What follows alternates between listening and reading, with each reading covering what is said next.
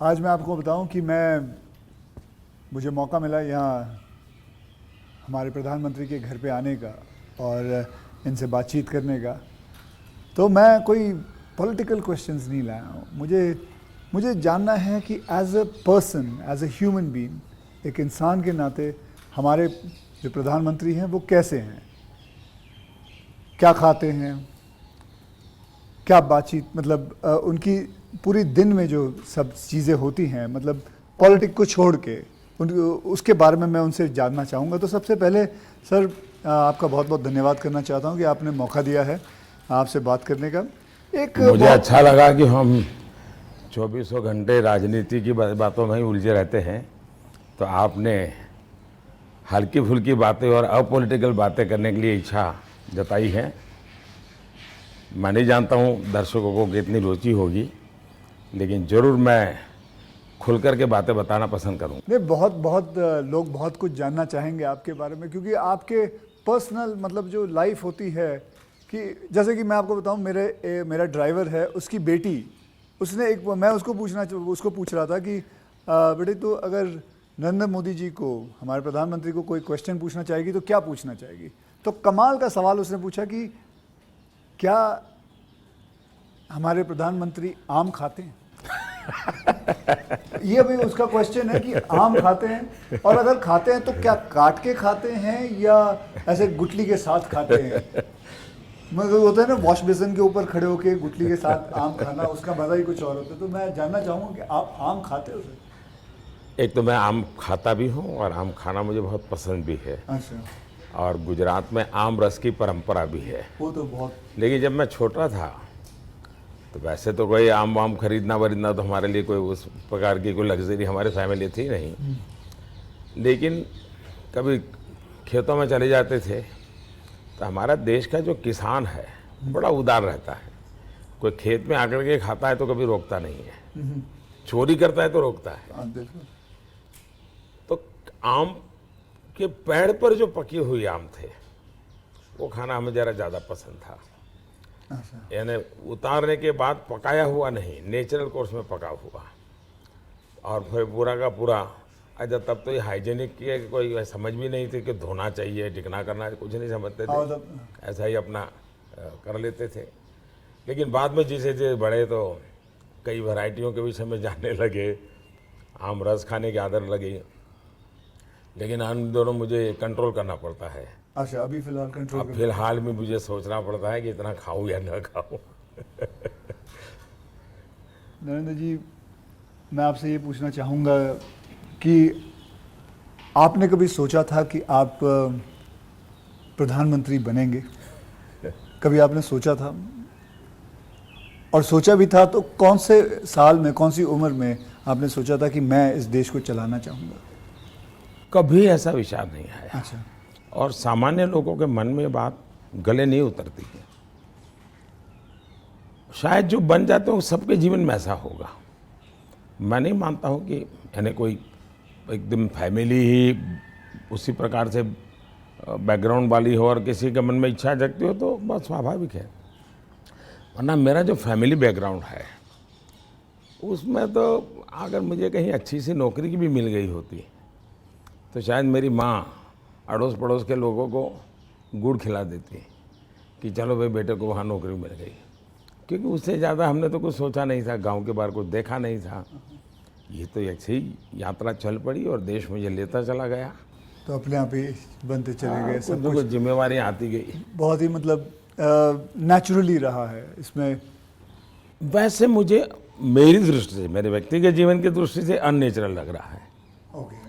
क्योंकि मेरा बैकग्राउंड, मेरी दुनिया, आज की जो राजनीति का तौर तरीका, उसमें ये सब बैठता ही नहीं जी। मुझे भी आश्चर्य हो रहा है कि देश मुझे इतना प्यार कैसे करता है और इतना सारा क्यों मुझे देता रहता है। जहाँ तक मैंने पढ़ा है आप सन्यासी बनना चाहते थे, या आप सोल्जर या आर्मी में जाना चाहते थे, ऐसा कुछ भी? ये आपकी बात सही है, ये आपकी बात सही है। बचपन में मेरा एक स्वभाव था किताबें पढ़ना, लाइब्रेरी चला जाता था, तो बड़े बड़े लोगों के जीवन पढ़ना ये शौक़ रहता था। कभी फौज वाले यूनिफॉर्म में निकलते थे तो मुझे बड़ा देखता था, कभी बच्चे की तरह खड़े होकर के सैल्यूट कर देता था, मन करता था कुछ न कुछ। इतने में 1962 का वॉर हो गया, तो हमारे यहाँ से दूर एक महसाना स्टेशन है मेरे गांव से, तो वहाँ स्टेशन पे सब लोग, जो फ़ौज के लोग ट्रेनों में जाते थे, उनका बड़ा सत्कार करते थे, चाय वगैरह, तो मैं भी चला जाता था। तो जा कर के मैं भी तो मुझे बड़ा मज़ा आता था। तो मन पे हो गया कि हाँ, ये देश के लिए जीने मरने वाला रास्ता है। तो कभी उस दिशा में सोचता था। इतने में एक बार मैंने कहीं पढ़ा कि गुजरात में कोई सैनिक स्कूल है, उसमें आप दाखिल हो सकते हैं। तो हमने अपना, अरे उस समय शायद 1 रुपया 2 रुपये से उसका सारा जानकारियाँ मंगवाते थे। अब हमें तो अंग्रेजी आती नहीं थी, तो हमारे मोहल्ले में एक स्कूल के प्रिंसिपल मिस्टर रास विहारी मणियार करके रहते थे, तो मैं उनके पास चला गया। मुझे कभी बड़े व्यक्ति से मिलने से कभी संकोच नहीं होता था, तो ऐसे ही फिर चला गया मैं बाहर। ये बात सही है कि भीतर मन में था, तो मैं रामकृष्ण मिशन में चला गया। एक स्वामी आत्मस्थानंद जी हुआ करते थे, अभी उनका करीब 100 ईयर उम्र में अभी स्वर्गवास हुआ। तो मैं सीएम बना तो मेरे घर उनको फिर बुलाया मैंने, प्रधानमंत्री बना तो उनके यहाँ चला जाता था। अभी कलकत्ते में अस्पताल में तो 2-3 बार हो आया था मैं। तो वो बड़ा बहुत मुझे प्यार करते थे, समझाते थे ज़िंदगी क्या है, टिकना क्या है। रामकृष्ण मिशन आश्रम में कुछ समय रखते थे मुझे।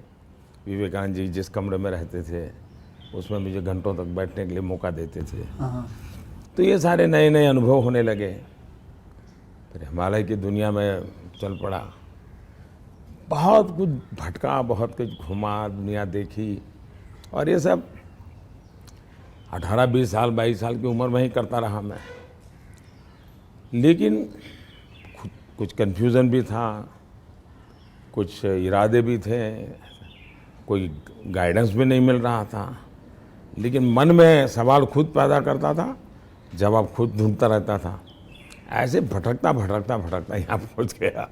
तो आपकी लाइफ को मैं अभी आपकी बात में सुन रहा हूँ, तो मुझे लगता है अगर आप प्रधानमंत्री नहीं होते तो जिस हिसाब से आप बता रहे हो तो सन्यासी ज़्यादा लगते थे, मतलब सन्यासी बन जाते थे अगर आप।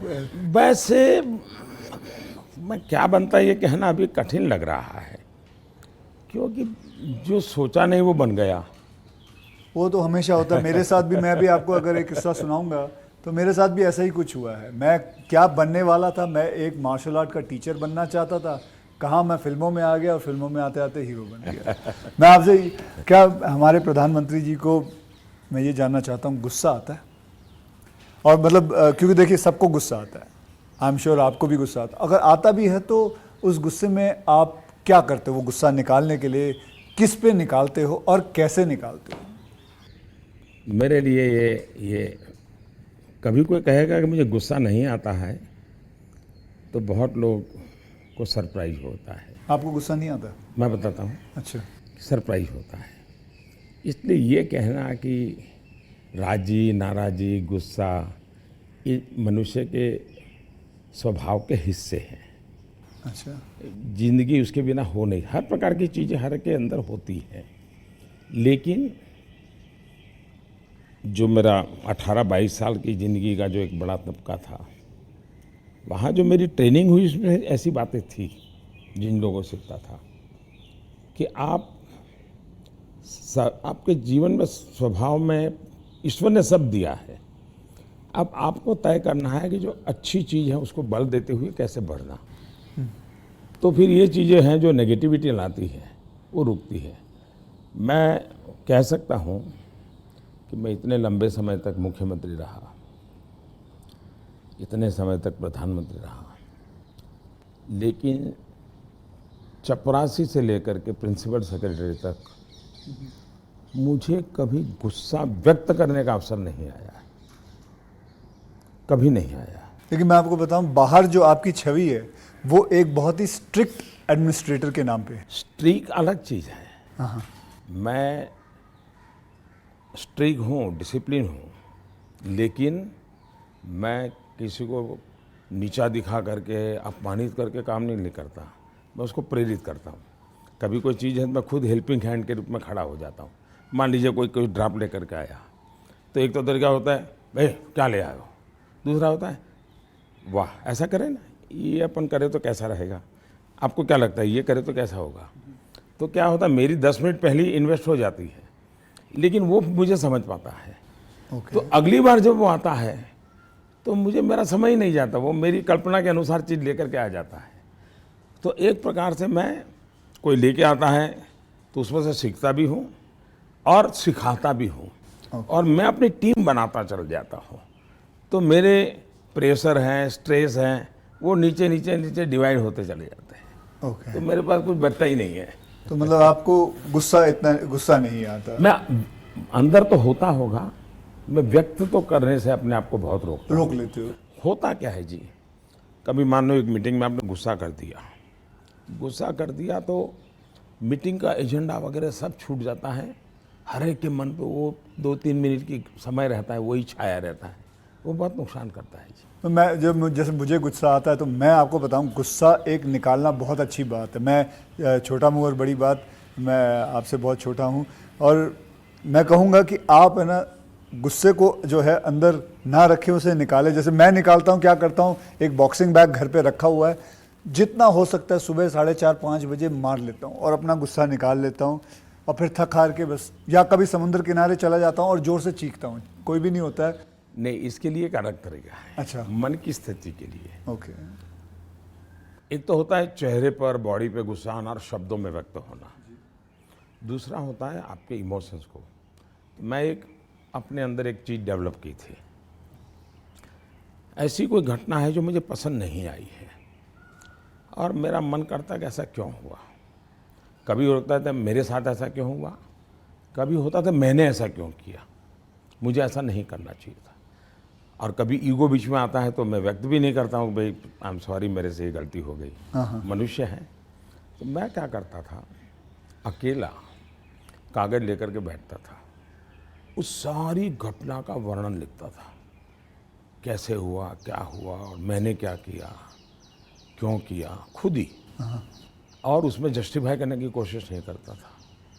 फिर उसको मैं फाड़ करके फेंक देता था, पढ़ता भी नहीं था दोबारा। फिर भी मेरा मन शांत नहीं होता था, पूरी कथा दोबारा लिखता था, 3 पेज, 4 पेज, 5 पेज, उसमें उस सारे घटनाक्रम को डाल के पूरे पेपर पे रख देता, फिर से एक बार जीवंत कर देता था। इससे क्या होता था कि वो चीज़ें मेरी जो इमोशंस है उस कागज़ के अंदर आकर के फिर वो जल जाती थी। तो मैं एक प्रकार से फिर उस प्रक्रिया के दरमियान जो पहले मुझे सच लगता था कि मैं सच हूँ, 2-3 बार लिखने के बाद मुझे लगता है नहीं ये गलत है, मैं सच नहीं था, मैं ही गलत था। अच्छा, ये मैं आइडेंटिफाई कर लेता हूँ उसमें से।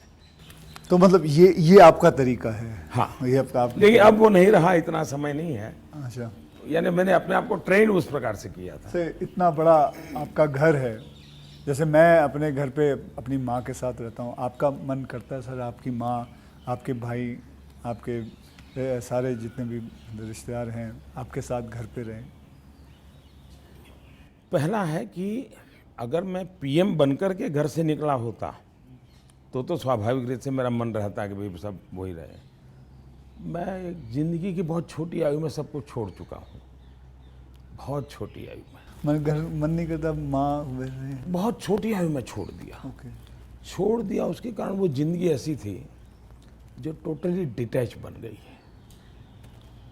और इसलिए जिसको कहे लगाव, मोह, माया, क्योंकि मेरी वो जो ज़िंदगी में जो घर छोड़ करके निकल गया था, वो जो ट्रेनिंग हुई वो उस प्रकार की हुई।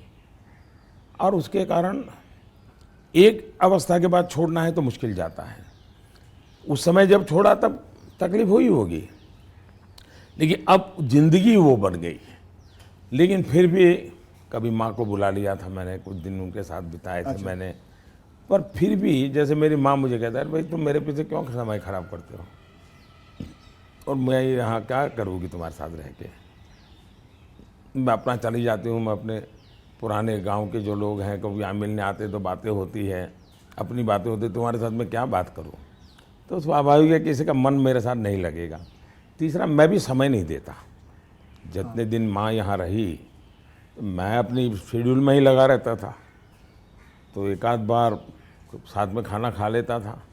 फिर मुझे भी कभी पेन होता था कि मैं रात को 12 बजे आता हूँ तो माँ को दुख हो रहा है कि क्या कर रहा है।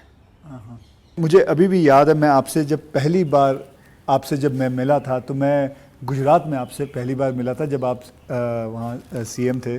तो उस वक्त एक या दो मतलब मैंने आपको एक दो चुटकुले सुनाए थे और आपने भी मुझे एक चुटकुला सुनाया था। तो मैं ये जानना चाहता हूँ कि आपका ह्यूमर अब प्रधानमंत्री बनने के बाद इंटैक्ट है? आप ह्यूमर मेरे परिवार में मेरी एक क्यों, विशेषता मैंने है। जैसे आपको बताया आपकी छवि बहुत स्ट्रिक्ट है। आपका मतलब मैंने आपके जो साथ में जो काम करते हैं कई लोगों से ऐसे ही बातचीत करते वक्त वो बातें यार बड़ा काम करवाते हैं, तो वो जो एक बहुत स्ट्रिक्ट एडमिनिस्ट्रेटर, एक स्ट्रिक्ट हेडमास्टर, ऐसा लगता है मतलब हाथ में छड़ी होगी उनके। तो अभी भी आपका ह्यूमर एक बात तो ये जो छवि बनाई गई वो सही नहीं है। अच्छा, वो अलग बात है। सही नहीं है। और कोई ये कहता है कि मैं काम करवाता हूँ, शायद वो सही रूप में एनालिसिस नहीं कर रहे हैं। जी, वो ये कहे कि हाँ काम बहुत करना पड़ता है, उसमें सच्चाई है। ओके। लेकिन मैं किसी को दबाव नहीं करता हूँ। लेकिन वो जब खुद मुझको देखते हैं, पहले जैसे ऑफिस से आमतौर पे प्रधानमंत्री 6-7 बजे निकल जाते थे, दोपहर में भी 1-2 घंटे वो ऑफिस में नहीं रहते थे। मैं सुबह से जाता हूँ, देर रात तक बैठता हूँ, तो वो भी देखते हैं कि भाई ये खुद मेहनत करते हैं। तो फिर उनको लगता है कि ये कोई हमसे मजदूरी नहीं करवाते, वो खुद बैठते हैं। तो कोई काम है तो मैं रात को 11 बजे फ़ोन करूँगा, अरे भाई उसका क्या हुआ, तो उनको लगता है कि ये अभी भी काम कर रहा है। तो एक प्रकार से एक टीम का स्पिरिट बन जाता है, एक वर्क कल्चर आप डेवलप करते हैं। मेरे आसपास वो एक वर्क कल्चर डेवलप होता है और वो मैं खुद काम करता रहता हूँ, उसके कारण होता है। स्ट्रिक्टनेस, डिसिप्लिन थोपने से नहीं आती है, क्योंकि मैंने ह्यूमन रिसोर्स डेवलपमेंट में ही अपनी ज़िंदगी खपाई है। आप लोगों को अच्छा झूठ बोल कर इम्प्रेस भी नहीं कर सकते हो लंबे अरसे तक। वो सब देखते हैं आपको कि या बात ऐसी करते हो, करते ऐसे हो। तो आप जैसे हैं वैसे रहो और उनसे काम करिए। हाँ, मैं काम के समय काम में रहता हूँ, इसलिए इधर उधर की बातें समय ख़राब नहीं करता हूँ मैं। दूसरा, मान लीजिए मैं मीटिंग कर रहा हूँ और कोई मोबाइल फ़ोन अपना समय बिगाड़ रहा है, तो मैं फिर उनकी तरफ जा, अच्छा बताइए अभी मैं जो विचार कह रहा था क्या हुआ, तो उनका ध्यान नहीं था। तो उनको लगता था मोबाइल फ़ोन में मैं ट्विटर देख रहा था। तो तब से मेरी मीटिंग में लोग समझ गए कि मोबाइल फ़ोन नहीं जाना चाहिए। मैं किसी से भी मिलता हूँ, कोई भी व्यक्ति आएगा, मेरा कभी बीच में फ़ोन नहीं आता है जी। मैं किसी को नहीं कहता। मानता हूँ, मैं भी आपसे 2-3 बार मिला हूँ, आपने मतलब इट इज। तो ये मैंने डिसिप्लिन खुद के जीवन में लाया, तो सामने वाले को लगता है कि यार ये टोटली मेरे लिए डेडिकेटेड टाइम था, इन्होंने कोई उपयोग नहीं किया। इन चीज़ों का एक प्रभाव पैदा होता है। जहाँ तक ह्यूमर का सवाल है, मेरे परिवार में हमेशा एक कल्पना थी, कभी पिताजी राजी नाराज़ी हुए हो, कभी छोटी मोटी हो, तो हमेशा मैं पूरे माहौल को एक आधे मिनट में हल्का कर देता था। ये मेरा एक स्वभाव था। आज भी मुझे वो करने का मज़ा आता है, शब्दों से खेलना वगैरह। पर अब क्या हो गया है जी, हर चीज़ के अलग अर्थ निकाले जाते हैं, आधा अधूरा वाक्य उठा करके उछाल दिया जाता है। तो अब डर लगता है कि कहीं जा कर के, इरादा वो नहीं होता है, हंसी मजाक कहावत सब होना चाहिए, लेकिन अब दुरुपयोग हो जाता है तो डर लगता है। आज ये सोशल मीडिया की वजह से लोग कोई भी शब्द कुछ भी उल्टा सीधा करवाते हैं। सोशल मीडिया के बजाय टीआरपी वाले, परेशानी टीआरपी वाले करते हैं। तो आप जरा अपना ह्यूमर को बचा के रखते हो, लेकिन अपने दोस्तों के साथ आपके जो दोस्त हाँ, वो तो आज भी चलता है जी। मेरी कैबिनेट मीटिंग का ब्रीफिंग होता है, तो मेरे जो जूनियर अफसर हैं, वैसे वो बेचारे संकोच करते हैं, क्योंकि उनके लिए पीएम जो एक ऑरा बना हुआ है दुनिया में, वो तो बड़ा अलग है। मैंने वो ऑरा रखा नहीं है, मैं दोस्ताना करता हूँ, तो मैं उनको चुटकुले सुनाता रहता हूँ कभी कभी। तो ऑपोजिशन पार्टी में आपके कोई दोस्त हैं? बहुत दोस्त हैं, बहुत अच्छे दोस्त। आप अभी भी उनके साथ कभी चाय पीना? बहुत अच्छे दोस्त हैं, हम लोग साल में 1-2 बार साथ खाना भी खाते हैं। अच्छा। हाँ, अब वे खैर वो फॉर्मल होता है, क्योंकि लेकिन हम तो कहते हैं- कैमरा में देखते हैं, हम तो मीडिया के सामने, मीडिया जो दिखाती है हम तो वही देखते हैं, हमको तो पता ही नहीं एक होता ये। बहुत पहले की बात है, जी। तब तो मैं मुख्यमंत्री भी नहीं था, लेकिन किसी काम से मैं शायद पार्लियामेंट गया था और गुलाम नबी आज़ाद और मैं बड़े दोस्ताना अंदाज में गप्पे मार रहे थे। फिर हम बाहर निकलते तो मीडिया वालों ने पूछा, कह रहे यार आप लोग इतने पक्के दोस्त। तो मारते हो, फिर तुम तो बोले आरएसएस वाले हो, एक गुलाम नबी से तुम्हारी दोस्ती कैसे है? हाँ। तो फिर गुलाम नबी ने अच्छा जवाब दिया। हम दोनों खड़े थे, वो कहा देखो भाई, बाहर जो आप लोग सोचते हो ऐसा नहीं है, शायद एक फैमिली के रूप में हम लोग जितने जुड़े हुए हैं सभी दल के लोग, हाँ। वो शायद बाहर कल्पना नहीं कर सकते। आपको हैरानी होगी, और वैसे मैं ये बोलूँगा तो चुनाव में मेरा नुकसान भी हो सकता है लेकिन ये ममता दीदी हाँ। साल में आज भी मुझे एक दो कुर्ते खुद सिलेक्ट करने जाती है और मेरे लिए एक दो कुर्ते भेजती है। अच्छा, हाँ। that is something very big to know about. Sir, अच्छा, वो मिठाई भी बांग्लादेश के प्रधानमंत्री हैं शेख हसीना जी, तो मेरा दौरा हुआ तो ऐसे ही बंगाली मिठाइयों की चर्चा चली, तो आज भी वो साल में 3-4 बार कोई न कोई बंगाली नई मिठाई होगी तो स्पेशली ढाका से मुझे भेज देती। अच्छा, वहाँ से। हाँ, स्पेशली बड़ा आग्रह करके। तो ममता दीदी को पता चला तो वो भी साल में 1-2 बार मेरे लिए कुछ न कुछ बंगाली मिठाई जरूर भेज देती है। मोदी जी, मैं आपसे एक बात जानना चाहूँगा। मैंने ये सुना है, जब मैं पिछली बारी आई थिंक पिछले साल मैंने ये सुना था कि जब आप गुजरात के सीएम से आप निकल के आप प्राइम मिनिस्टर जब बने थे, तो आपकी जो जमा पूंजी थी आपके बैंक में करीबन 21 लाख रुपए थे, और वो 21 लाख आपने अपने स्टाफ की बच्चियों के नाम पे एफडी या उनको बांट दिए थे। तो आज मैं जानना चाहूँगा, आप नहीं भी जवाब दे सकते हैं, आज आपका बैंक बैलेंस कितना है? एक तो ये आधी अधूरी बात है। अच्छा। आधी अधूरी इसलिए है कि जब मैं गुजरात से सीएम के रूप में निकला, वैसे मेरा कोई बैंक अकाउंट नहीं था। सीएम बनने के बाद एमएलए बना तो मेरा तनख्वाह आना शुरू हो गया। आपकी बैंक अकाउंट नहीं? उसके पहले नहीं था कुछ। अच्छा, हाँ। हाँ, एक बचपन में निकाला था, तो वो भी एक बड़ी लंबी कथा है। मेरी स्कूल में, वहाँ मेरे गांव में एक देना बैंक का ब्रांच खुला, तो स्कूल के अंदर वो देना बैंक के लोग आए थे। उन्होंने सब बच्चों को एक गुल्लड़ देते, कुल्लड़ बोलते, गुल्लक दिया, और बच्चों को कहा भाई इसमें आपको पैसे डालना है और हर महीने बैंक में जमा कराना, आपके नाम से पैसा जमा होगा। तो हमने भी बैंक अकाउंट उसमें खुलवा दिया। अब हमारे गुल्लक में तो कुछ आया ही नहीं। अच्छा। आने वाला कुछ था ही नहीं, तो क्या आएगा? तो हम तो कभी पैसा जमा नहीं कराया। अब गांव छोड़ के चले गए हम, बैंक में हमारा अकाउंट बना रहा, तो उनको हर साल वो कैरी फॉरवर्ड करना पड़ता था, लिखापट्टी करनी पड़ती थी। तो वो मुझे ढूंढते रहते थे कि इसका बैंक अकाउंट बंद करना है, इसको बुलाए कहाँ से। तो शायद 30-32 साल तक वो बना रहा, और उनको कहीं पता चला बाद में कि मैं अब पॉलिटिक्स में हूँ, तो बैंक वाले मेरे पास आए, बोले साहब जरा सिग्नेचर कर दीजिए, आपका एक बचपन का बैंक अकाउंट पड़ा हुआ है, हमको बंद करना है। अच्छा। तो मेरी बैंक अकाउंट से दुनिया ये रही। लेकिन जब मैं सीएम बना, एमएलए बना, तो फिर जो वेतन मिलता है वो आना शुरू हो गया, तब बैंक अकाउंट खुल गया। मैंने तो कभी वो देखा नहीं है, मेरा स्टाफ देखता था। जब मैं निकला वहाँ से, तो मैंने हमारे अफसरों को बुलाया, मैंने कहा भाई ये मेरा तो है नहीं, मैं ले जाके क्या करूँगा, मुझे तो कोई उपयोग है नहीं, तो मैं ये दे देना चाहता हूँ।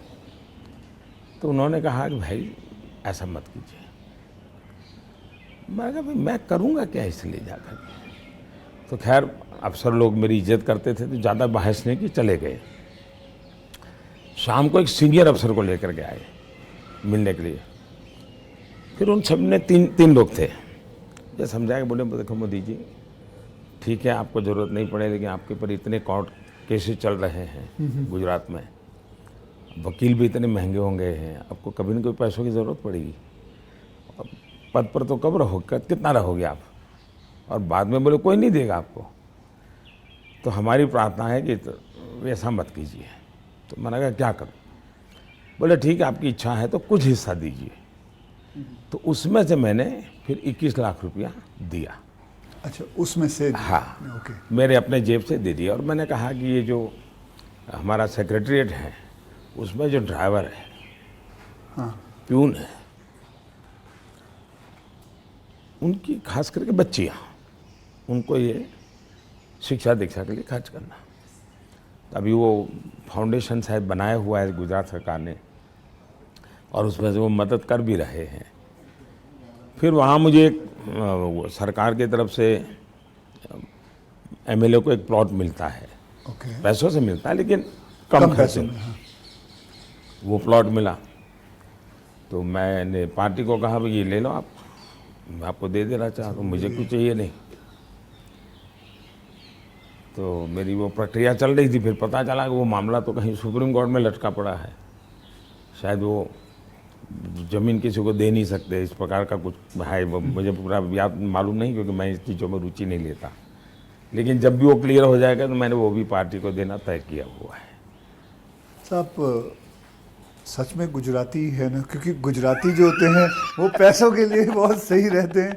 मतलब मैं नहीं मानता कि मतलब आपने अपना प्लॉट दे दिया, आपने पैसे दे दिए, तो आप, क्योंकि मैं आपको अगर आप इजाज़त दें तो मैं एक छोटा चुटकुला सुनाना चाहता हूँ। जी जी जी। एक गुजराती आदमी था, बुज़ुर्ग आदमी था, वो मर रहा था।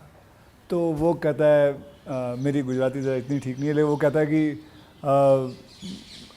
मारो दीकरो क्यों छे, मतलब मेरा बेटा तो बेटा अगर डैडी हूँ यहाँ छूँ, मारी दीकरी क्या छे, डैडी हूँ यहाँ छूँ, मेरी बीवी कहाँ है, मैं भी यहाँ हूँ, आप तीनों यहाँ हैं तो दुकान पे कौन है? तो सारे के सारे इधर ही आ गए हो, तो मेरे दुकान पे कौन है? क्योंकि मैं मानने को तैयार नहीं हूँ कि, क्योंकि मैंने देखा है गुजरात, मेरे बहुत सारे गुजराती दोस्त हैं, गुजराती जो होते हैं वो अपने पैसों को बहुत सही संभाल के रखते हैं, वो अपने पैसों से दूर नहीं रहते। मैं आपको एक चुटकुला सुना दूँ। जो ठीक है, ये बहुत बड़ी है। ओके। हमारे यहाँ चुटकुला चलता है कि एक बार प्लेटफॉर्म पर ट्रेन आई, रेलवे ट्रेन में। हाँ। तो ऊपर ही बर्थ पे कोई पैसेंजर सोया हुआ था। तो उसने देखा स्टेशन आया, तो उसने खिड़की में आवाज़ लगा के बाहर किसी को पूछा कि भाई कौन सा स्टेशन आया। तो उसने कहा 4 आना दोगे तो जवाब दूंगा। तो बोले जवाब की जरूरत नहीं, अहमदाबाद होगा। समझ गया मैं, बिल्कुल। तो ये बिल्कुल बात सही एक है। और एक बताता हूँ, ये किसी की आलोचना करने के लिए नहीं है, लेकिन कोई भी अर्थ निकाल सकता है, और ये सत्य घटना में से बना हुआ चुटकुला है। बहुत साल पहले, वैसे मेरी जिंदगी ऐसी थी, ये हाफ स्लीव का कुर्ता और पैजामा, जूते और थैला, यही से मैं रेलवे में भटकता रहता था, और दाढ़ी रहती थी। तो मैं पुणे स्टेशन पे उतरा। अच्छा। और कोई मेरे पास ज़्यादा सामान तो था नहीं, मेरा एक वो झोला था, एक अखबार था हाथ में। तो मैं पैदल चला जा रहा था, मुझे पुणे में आरएसएस दफ्तर में जाना था। तो मैं पैदल ही जा रहा था, तो एक ऑटो रिक्शा वाला धीरे धीरे धीरे धीरे साथ चलता गया। फिर करीब 100-200 मीटर गया होगा, और उसने, मेरा ध्यान गया, मैं कहीं ऐसे कैसे चला रहा हो स्लोली मेरी स्पीड से। मैंने कहा भाई आपकी ऑटो रिक्शा खराब है, क्या प्रॉब्लम है आपका? तो उसने कहा साहब आप नहीं बैठोगे? मैंने कहा क्यों, मैं तो पैदल जा रहा हूँ। तो बोले आप समाजवादी हैं? मैं कहा नहीं, मैं तो अहमदाबादी हूँ। हाँ। तो मैंने कहा क्यों समाजवादी क्यों? ये बोले समाजवादी लोग, बोले हमारे पुणे के समाजवादी जो लोग हैं वो स्टेशन में पब्लिक के सामने ऑटो रिक्शा में नहीं बैठते हैं, दूर जाके गुपचुप बैठ जाते हैं। ऐसा क्यों? लोगों को इम्प्रेशन रहे कि वो मेहनत करते हैं, सादगी वाले हैं। ओके, अच्छा। तो बोले मुझे भी लगा शायद आप समाजवादी हैं, तो औरों की तरह आप भी थोड़ी देर के बाद बैठ जाओगे। तो बोले इसलिए मैं चल रहा था। तो जब उसने मुझे पूछा आप समाजवादी हो, तो मेरा तुरंत जवाब था मैं अहमदाबादी हूँ। आइए सर, एक थोड़ा चलते चलते बात करें आपसे। सर, आपसे मैं पूछना चाहता हूँ कि अगर आपको कभी एक अलादीन का चिराग मिल जाए और जिन कहे कि आपके 3 विशेस हैं, तो वो आपके 3 विशेस क्या होंगे? देखिए, अलाउद्दीन चिराग मुझे मिल जाए और सचमुच में उसके पास ताकत होगी, जी।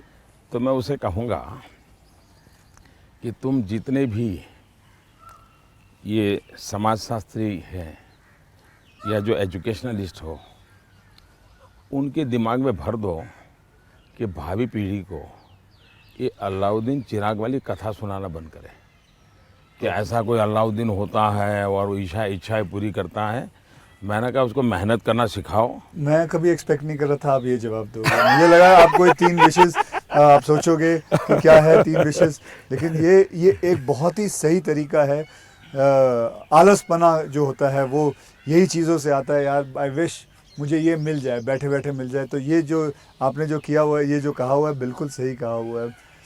ये मूलतः बाहर से आया हुआ चिंतन है जी, मैंने रिसर्च नहीं किया है। हाँ हाँ, ये हमारे यहाँ मूल चिंतन ऐसे नहीं है। मूल चिंतन तो हमारे यहाँ परिश्रम का है जी।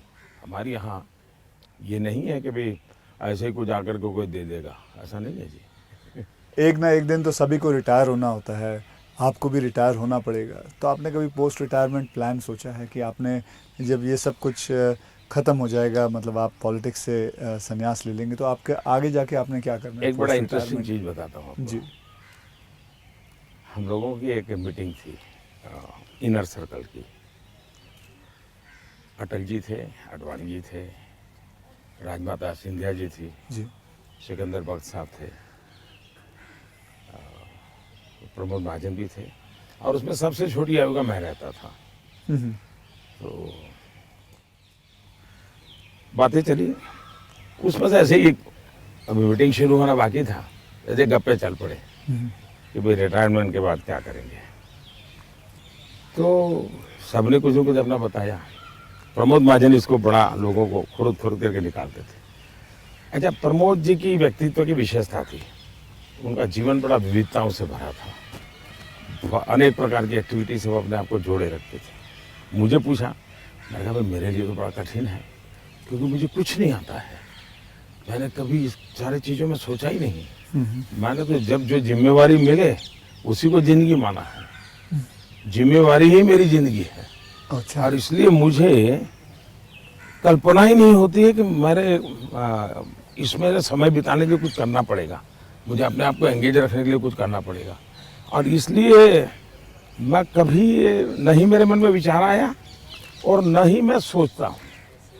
और मुझे पक्का लगता है शरीर का कण कण और जीवन का पल पल किसी न किसी मिशन में ही खपाऊंगा। ये आपने सोचा हुआ है? ये शायद सोचना नहीं है जी, मेरे पास इसके सिवाय कुछ मुझे पर कौशल्य ही नहीं है। मैं जिस हिसाब से आप बताते हो कि मुझे लगता है आप ज़िंदगी में, मतलब जब सीएम से यहाँ जब पीएम बने थे, तो मैं ये जानना चाहूँगा कि सबसे वैल्यूबल चीज़ आप क्या लेके आए थे यहाँ इस घर के अंदर? इस घर के अंदर सबसे वैल्यूबल चीज़ आपकी क्या रही थी? अगर मैं, वैसे ये पूरी बातचीत आपने पहले ही मुझे कहा कि मैं तो कोई राजनीति की चर्चा करना नहीं चाहता, नहीं।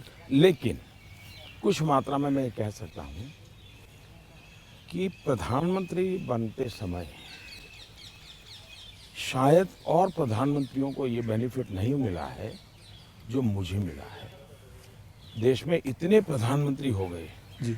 इतने प्रधानमंत्रियों को ये बेनिफिट नहीं मिला है जो मुझे मिला है। वो ये है कि मैं लंबे अरसे तक मुख्यमंत्री रह के आया हूँ और मैं गुजरात का लॉन्गेस्ट सर्विंग चीफ मिनिस्टर था। चीफ मिनिस्टर होने के नाते आपको बारीकियों से जुड़ना पड़ता है, बारीकियों से काम करना पड़ता है।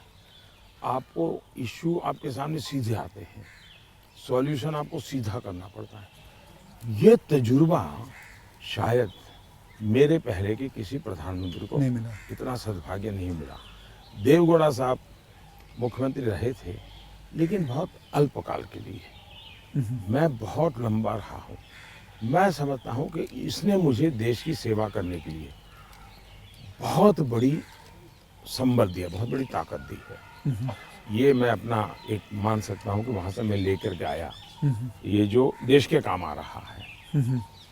आप जैसे मैं जानता हूँ, जैसे मैं आपके एक स्टाफ मेंबर से भी बात कर रहा था, आप 3 या 4 साढ़े 3 घंटे ही सोते हैं। मतलब 7 घंटे तो सोना एक अमूमन एक शरीर को चाहिए चाहिए, आप 3.5 घंटे ही सोते हो। ये 4 घंटे ये सोते बात आपकी सही है। मेरे जो जितने मेरे साथी हैं, मेरे जानने वाले लोग हैं, या हमारे जो अब सरकार में आया हूँ तो डॉक्टर भी रहते हैं, उन सबका मेरे से एक ही आग्रह रहता है कि मेरी नींद में बढ़ाऊं। राष्ट्रपति ओबामा जब मुझे मिले तो वो भी सबसे पहले मेरे से इसी के में उलझ गए। बोले मोदी जी क्यों ऐसा करते हैं? बोले मैं, हम दोनों अच्छे दोस्त हैं जी। तू तारी करके बुलाते हैं एक दूसरे को। तो तू ऐसा क्यों करता है जी? तुझे आज पता नहीं है, ये तेरा नशा है काम का, तुम करते रहोगे लेकिन तुम अपना नुकसान कर रहे हो। और वो जब भी मिलते हैं कि तुम मेरी बात मानते हो कि नहीं मानते हो, कि नींद बढ़ाई कि नहीं बढ़ाई। अब पता नहीं मेरा एक बॉडी साइकिल ऐसा हो गया है। मतलब आपको नींद आती ही नहीं है 3.5-4 घंटे के बाद? नहीं, नींद जो है मेरी इतने कम समय में पूरी हो जाती है। स्ट्रेस की वजह से तो आप उठ नहीं जाते हो कि अब मुझे काम नहीं करना नहीं है? नहीं नहीं नहीं, मैं इतना नॉर्मली देखा है आपने कि कोई भी व्यक्ति उठता है तो हाथ पैर इधर उधर करता है, आंखें ऐसे ऐसे करता है। मेरा कुछ नहीं, आंख खुलती है, फ्रिक्शन ऑफ सेकंड मेरा पैर जमीन पे होता है, मैं उठ जाता हूँ उससे। हाँ, उठता मैंने बिस्तर पे उठता वैसा नहीं, बिस्तर से भी बाहर होता बाहर हो हूँ मैं। जाता है। अब ये हो सकता है वो मेरी जो 18-22 साल के कालखंड में जिस जिंदगी को मैं जी रहा था जी। उसमें से शायद ये डेवलप हुआ है। अब वो मेरे शरीर का वो हिस्सा बन गया है। तो अच्छा। लेकिन मैं, जैसा आपने कहा रिटायर्ड होने के बाद क्या करोगे, तो पहला काम मैं नींद कैसे बढ़ाऊं, हाँ। इस पर सोचूंगा। कहाँ बैठोगे यहाँ?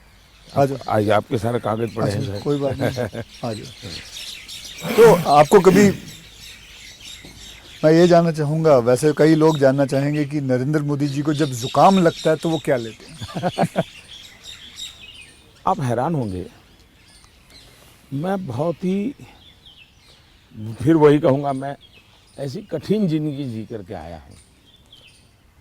तो डॉक्टर क्या होता है, ये महंगी दवाइयाँ क्या होती हैं, सोफिस्टिकेटेड क्या होता है, वो सब आप आयुर्वेदिक पे बहुत विश्वास करते मैं हैं? बताता हूँ। आयुर्वेद के बजाय कैसी जिंदगी है।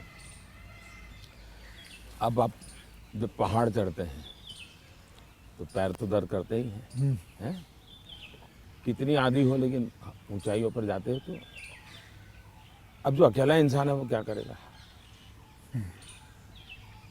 मालिश वालिश वाले को तो कुछ नहीं कर ऐसे बोला, वैसे किसी तो को होते नहीं है, क्या फिजियोथेरेपी नहीं करा सकता, हाँ। मसाज नहीं करवा सकता।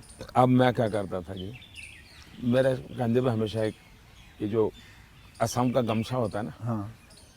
ये गमछा मेरे पास रहता था ऐसा। तो मैं जैसे उसको ऐसे पैर पे बांध देता था पूरा, और बीच में एक छोटी लकड़ी तोड़ करके पैर से लगा देता था। फिर इसको मैं कर्व करता था, अच्छा। तो प्रेशर आता था। ऐसा पूरे बॉडी को मैं अपना मसाज खुद ऐसा तरीका रखता था मैं। तो ऐसी चीज़ें मैं इवॉल्व करता था अपने लिए। मैं बहुत साल पहले कैलाश यात्रा पे गया था पैदल। टोटल यात्रा करीब 1000 किलोमीटर का था, पैदल गया। कुछ और भी लोग थे, बड़े धनी लोग भी वहाँ कभी कभी यात्रा में आते थे। अब बहुत बड़े बड़े महंगे वो चमड़ी बचाने के लिए सब लेकर के आए हुए थे। मेरे पास तो कुछ था, मेरे पास कैस्टर ऑयल था, और वो भी रॉ, सीधा वो घानी से निकाला हुआ।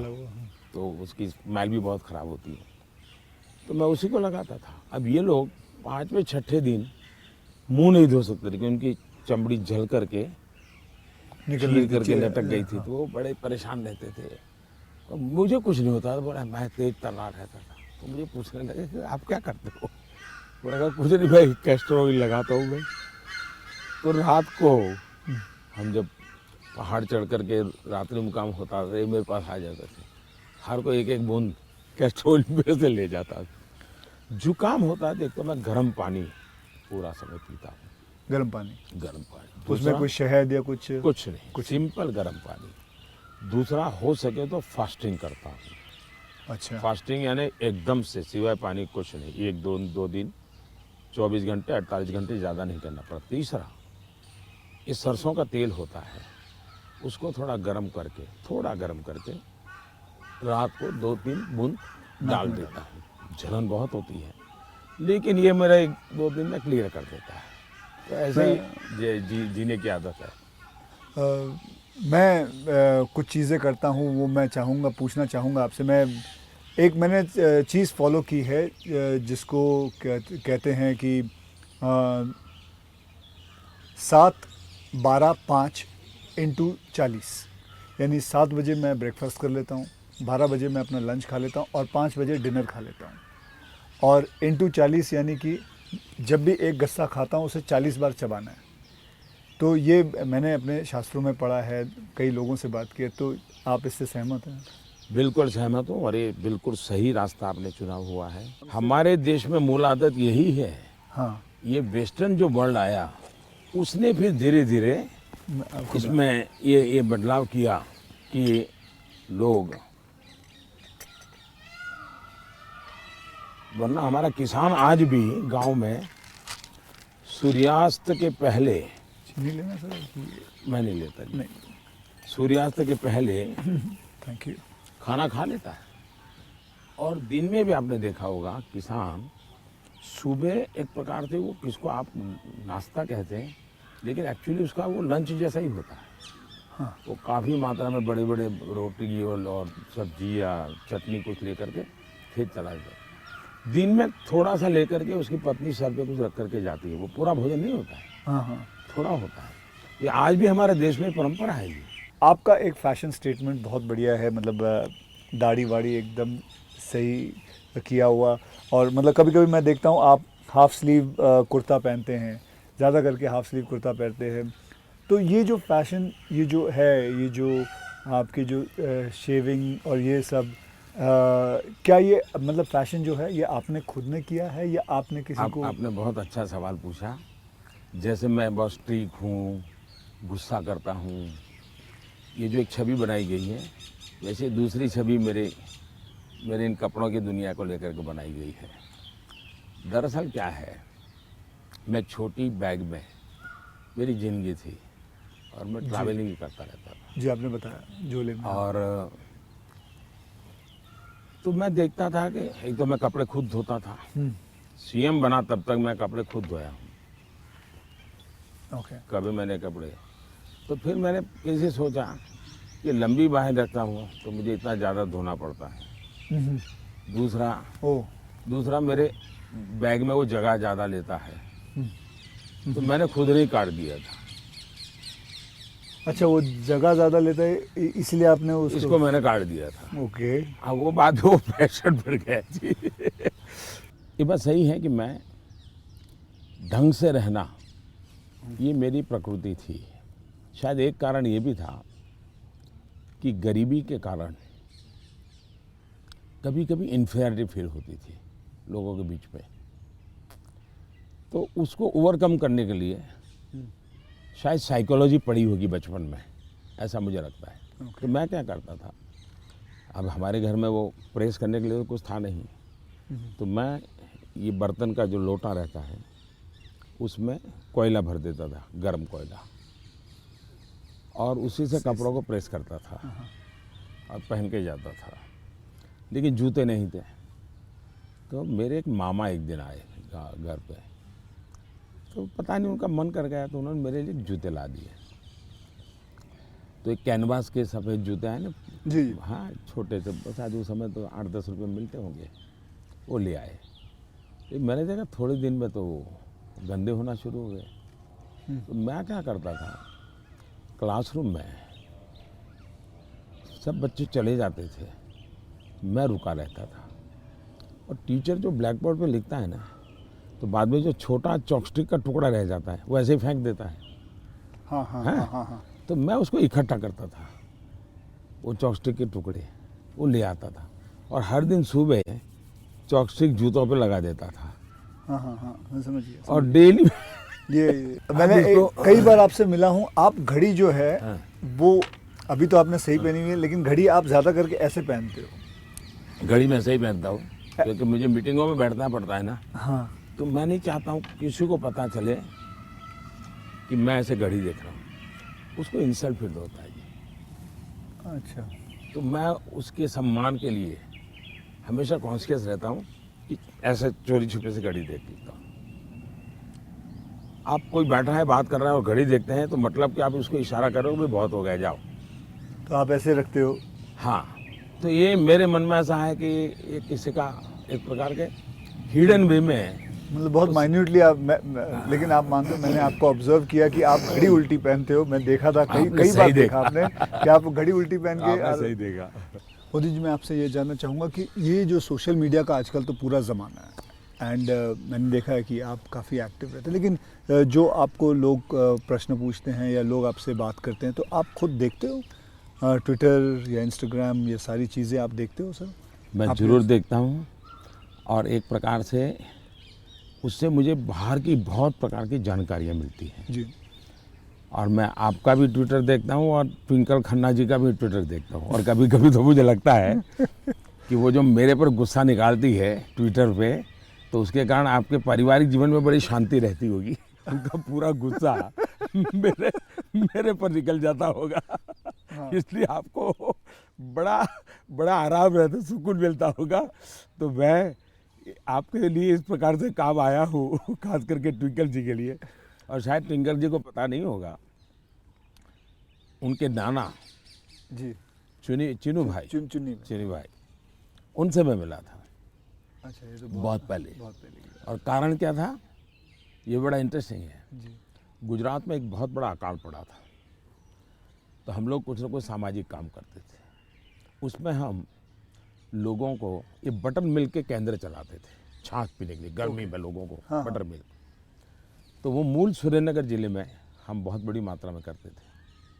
तो उस एक कार्यक्रम में मुंबई में एक सज्जन थे, मिठाई के बहुत बड़े व्यापारी थे, नाम तो मैं भूल गया, वो उनको लाए थे और उन्होंने डोनेशन भी दिया था। और हमने ऐसे छाछ केंद्र चालू किए थे बटर मिल्क के, बहुत बड़ी मात्रा में।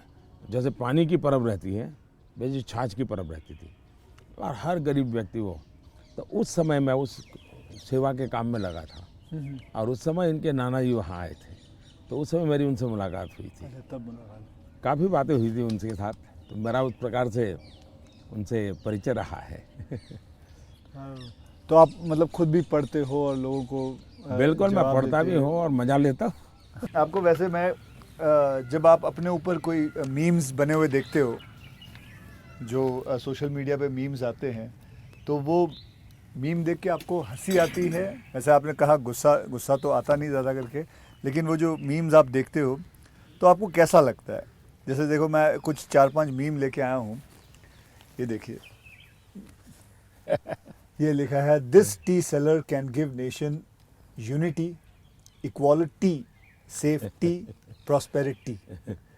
तो ये एक है, इसमें लिखा हुआ है, चटनी के बिना ढोकला है बेकार, अब की बार मोदी सरकार। ये देखिए, मेरे ही सारे फ्रेटर्निटी के लोग आए थे, आपसे मिले तो सबके चेहरे पे यहाँ लगा दिया जय श्री राम। ये आपने देखा कभी? ये मैंने नहीं देखा, ये आज देख रहा हूँ। अच्छा, ये नहीं देखा आपने?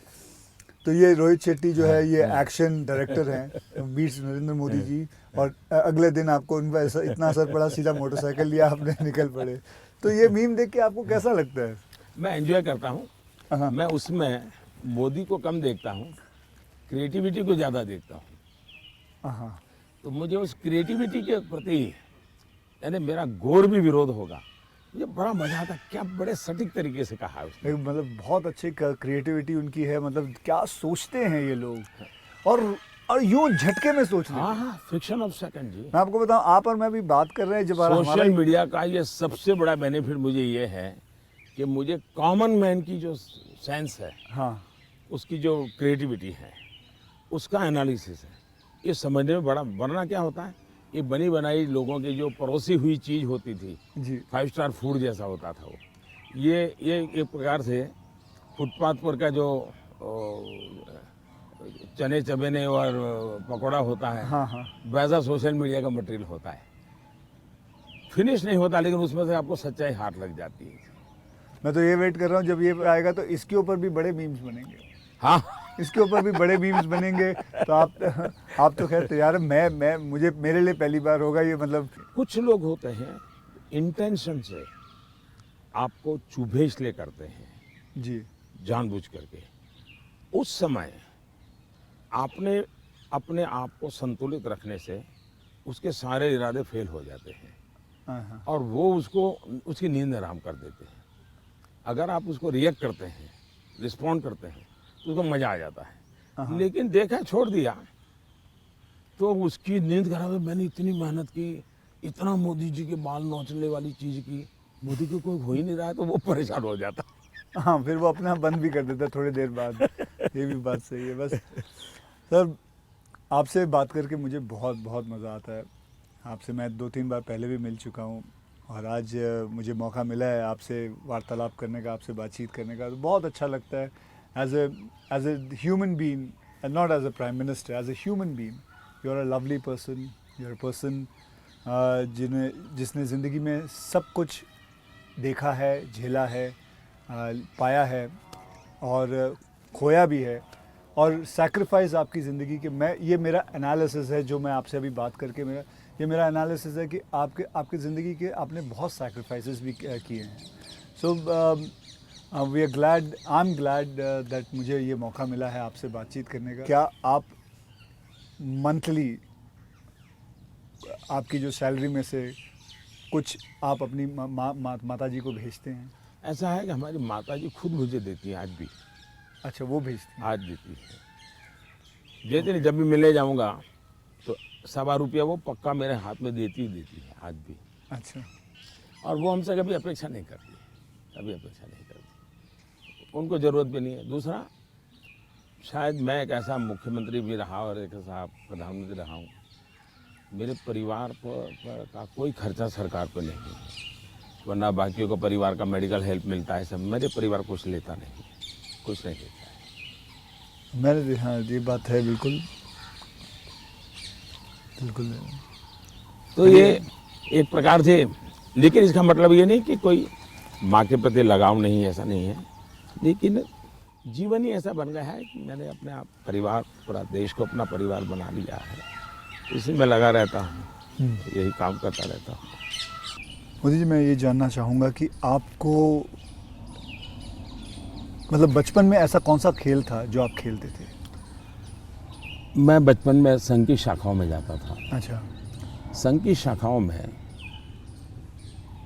बड़े अच्छे वैज्ञानिक खेल होते हैं, अच्छा, बड़े वैज्ञानिक, जिसमें टीम स्पिरिट आए, जिसमें जैसे एक खेल होता है, ये सब सर्कल में बैठते हैं, फिर जो ये हमारा लीडर होता है वो पूछता है कि आपकी राइट साइड पे जो बैठा है उसकी एक क्वालिटी बताओ।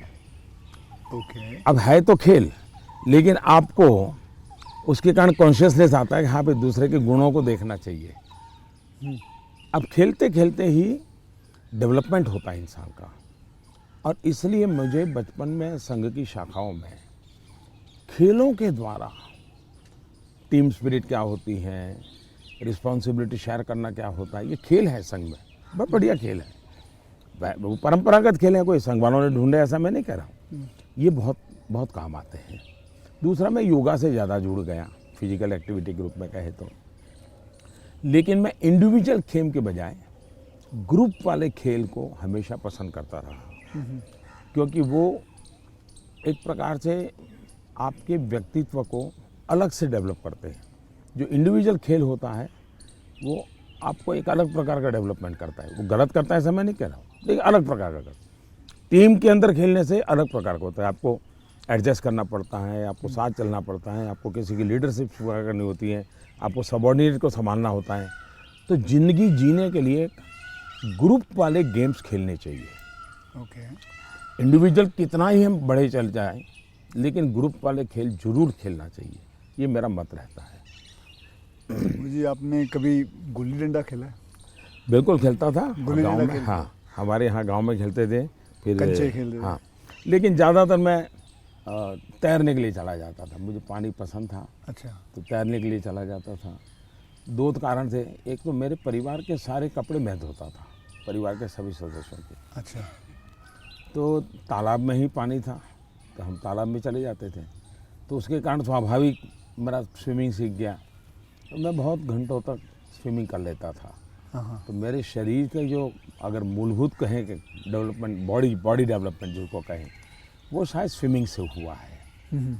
वो गांव वाला स्विमिंग जो जी जी, समझ गया। अपने गांव में तालाबों में नहर हो गई, तालाब हो गया वहाँ हाँ, की। उसी में।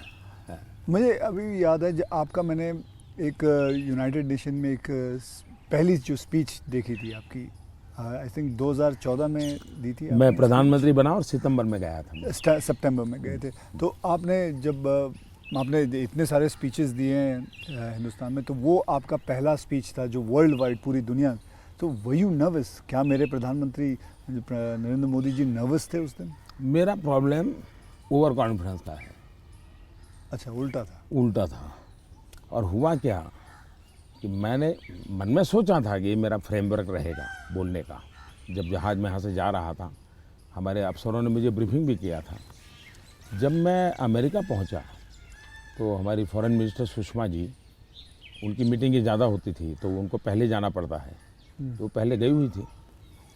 तो पहुंचने के बाद ही मेरा कोई दूसरे दिन कार्यक्रम था, तो मेरा नेचर है, मैं होटल से उतरता हूं तो पहले मीटिंग ही कर लेता हूं। तो ब्रीफिंग के लिए सब बैठे थे, तो सुषमा जी ने पूछा कि साहब आपका भाषण वगैरह, मैंने कहा कर लेंगे, क्या है। तो वो अड़ गई। उन्होंने बड़ा आग्रह नहीं कि बोले साहब ऐसा नहीं चल सकता। अच्छा, अफसर लोग बोल नहीं पाते थे मुझसे, किसी ने मुझे कहा भी नहीं था।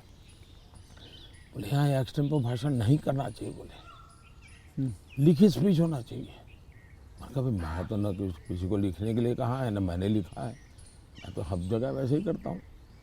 खैर काफ़ी दिन हमारी आधा घंटा तक बहस होती रही, लेकिन उन्होंने बिल्कुल पकड़ कर रखा, नहीं साहब इसमें आपकी नहीं चलेगी, आपको मानना पड़ेगा। तो मैंने कहा क्या करेंगे ये? तो मैंने कहा मैं अपना बता देता हूँ मुझे क्या बोलना है। तो मैंने वहीं पर उस दिन मैंने कहा इसके आधार पर आप बना दीजिए। फिर वो स्पीच तैयार हुई। अब मुझे स्पीच प्रॉब्लम नहीं था, पढ़ना ये प्रॉब्लम था। मतलब पढ़ना यानी कि पढ़ कर के बोलना, वो मैंने कभी आपको देखा मुझे नहीं। बहुत दिक्कत होती है जी, बहुत दिक्कत होती है। मेरा थॉट प्रोसेस इतना तेज चलता है। तो मेरा वो पहला भाषण जो है, हाँ, वो पढ़ कर के मैं किया हुआ हूँ, यानी एक्चुअली पढ़ रहा हूँ मैं। आपने देखा होगा मेरे हाथ में कागज़ है। तो ये अच्छा, सबसे पहले मुझे नेपाल प्रधानमंत्री बनने के बाद तो वहाँ भी मैं एक्सटेम्पो बोल दिया था, और वो भाषण आज भी मशहूर है जी। आज भी मशहूर है भाषण। नेपाल में पहला भाषण था। तो एक्सटेम्पो वाला भाषण आपका हमेशा, मैंने कभी वैसे देखा नहीं तो आपको मेरे लिए फिर वो ये इस प्रकार की जो मीटिंगें होती हैं उसमें ये बहुत आवश्यक हो गया। बाद में मुझे भी ध्यान में आया कि भाई ये देश का मसला होता है, कोई इधर उधर शब्द न चला जाए। तो फिर खैर मुझे उस डिसिप्लिन को फॉलो करना चाहिए। लेकिन मेरे पहले भाषण का मेरा अनुभव ये है। ठीक है, ये अच्छा। फिल्में देखते हैं? अभी नहीं देख पाता हूँ। लास्ट फिल्म कौन सी थी? लेकिन मेरे गांव में एक थिएटर था जी। और मेरा एक दोस्त था दशरथ करके, उसके पिताजी थिएटर के बाद सिंह चना बेचते थे। अच्छा। और हम गांव वाले उनको लक्ष्मण भाई थिएटर वाला बोलते थे। वो बेचते थे तो चना से, तो उनसे हमारा परिचय था। तो हम वहाँ जाके बैठते थे, और अगर थिएटर में दर्शक कम है और जगह बची है तो फिर वो थिएटर के बाहर ही बैठते थे। तो मालिक को कह देते कि ज़रा इन बच्चों को बिठा दो ना। तो फिर वो मुफ्त में हमको थिएटर में जाने का मौका मिल जाता था। वो लक्ष्मण भाई जो सिंह चना बेचते थे उनके कारण। तो मैं और हमारा वो दोस्त है दशरथ, तो हम दोनों जाके बैठ के मूवी देखते थे। तो बचपन में मूवी देखने का यही एक हमारा तरीका था। बाद में तो ज़िंदगी ऐसी बन गई तो कोई मौका नहीं मिलता। लेकिन शायद एक अमिताभ बच्चन जी आए थे जब मैं सीएम था। अच्छा। तो उनका बड़ा आग्रह था एक पा फिल्म शायद। जी बिल्कुल। तो देखने के लिए उनके साथ में चला गया था। एक बार अनुपम जी खेर आए थे, उन्होंने टेररिज्म तब को भी आप लेकर के CM एक ही फिल्म थे। बनाई थी। सीएम था मैं। टेररिज्म को लेकर के एक फिल्म बनाई थी, वेडनेसडे शायद। हाँ, वेडनेसडे। हाँ, तो वो मैं उनके साथ देखने चला गया था।